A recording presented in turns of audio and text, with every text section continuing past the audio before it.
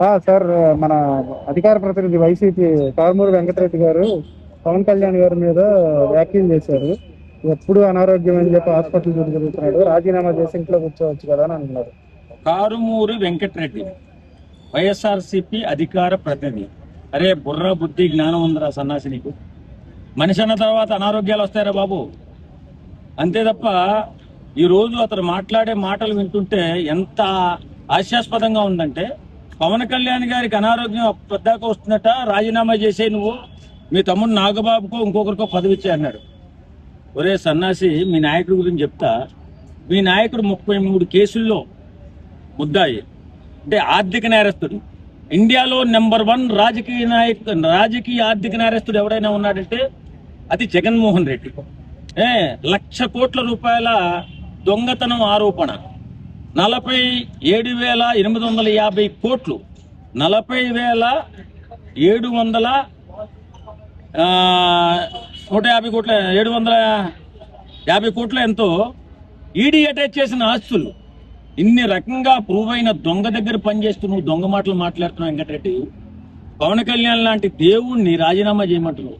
ఆయన ఆరోగ్యం బాగున్నా బాగోకపోయినా 24 గంటలు ప్రజల కోసం, ప్రగతి కోసం, రాష్ట్రం కోసం, దేశం కోసం పనిచేస్తున్న వ్యక్తి ఎవరైనా ఉన్నారంటే ఆయనే పవన్ కళ్యాణ్. That is Pawan Kalyan. ఆయన సొంత సంపాదనతో ఈరోజు సొంత సంపాదనలో సగ భాగాన్ని రాష్ట్ర ప్రజల కోసం, దేశ ప్రజల కోసం త్యాగం చేసిన మహానుభావుడు. మిలిటరీ వాళ్ళకే కానీ, మిలిటరీ అభివృద్ధికే కానీ, అలాగే ప్రకృతి వైపరీత్యాలు వచ్చినప్పుడు కానీ, ఎక్కడైనా సరే ఏ రాష్ట్రంలో ఏ కష్టమున్నా నేనున్నానని పరిగెత్తుకుంటూ వెళ్ళి కోట్ల రూపాయలు దానం చేసే దేవుడు పవన్ కళ్యాణ్. కోటాను కోట్ల రూపాయలు, 1,00,00,000 కోట్లు దొబ్బేసిన నీచుడు మీ నాయకుడు. మరి మీరే అంత గర్వంగా మాట్లాడితే మేము ఎలా మాట్లాడుతున్నారా? బుద్ధి జ్ఞానంతో మాట్లాడు. ఆరోగ్యం పట్ల మాట్లాడుతున్నాడు. తర్వాత పవన్ కళ్యాణ్ గారు తల్లిని గురించి ఎవరో తిట్టారట అంతకు ముందు.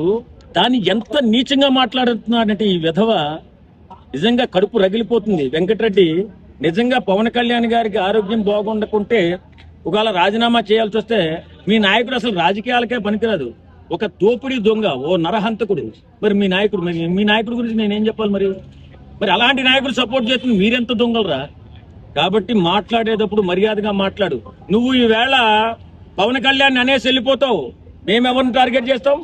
జగన్మోహన్ రెడ్డిని టార్గెట్ చేస్తాం. జగన్మోహన్ రెడ్డి జీవితాన్ని టార్గెట్ చేస్తాం. జగన్మోహన్ రెడ్డి దొంగతనాన్ని టార్గెట్ చేస్తాం. కాబట్టి బుద్ధి జ్ఞానంతో మసులుకుని ఒక నాయకుడిగా ప్రజాసేవలో ఉన్నప్పుడు మర్యాద, మానం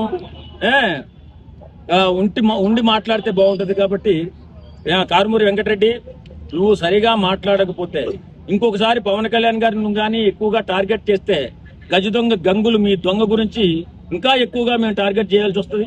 కాబట్టి ఇప్పుడు అణిగిమణిగి ఉన్నాడు. ఇప్పుడు ఇంటర్నెట్లో కొడితే వస్తుంది, ఇది ఇండియాలో అత్యధిక ప్రజా సొమ్మును దోచుకున్న నాయకుడు ఎవడని కొడితే మీ నాయకుడి పేరే వస్తుంది. దాన్ని బయటికి తీస్తాం. కాబట్టి ఒళ్ళు దగ్గర పెట్టుకుని మాట్లాడు. పవన్ కళ్యాణ్ గురించి మాట్లాడే అర్హత కూడా ఉందా మీ పార్టీకి? బుద్ధి లేని పార్టీ మీది. కాబట్టి నేనేం చెప్తున్నానంటే, రాజకీయాల్లో ఉన్నప్పుడు ఒకరినొకరిని గౌరవించుకోవడం, మర్యాదగా మాట్లాడుకోవడం ఉండాలి. లేదు మేము ఇలా మాట్లాడుతూ ఉంటే అంతకంటే ఎక్కువ మాట్లాడతాం, ఇంకా ఎక్కువ మాట్లాడతాం. ఇంకా చాలా ఉన్నాయి మీ నాయకుడు చేసినటువంటి తప్పులు.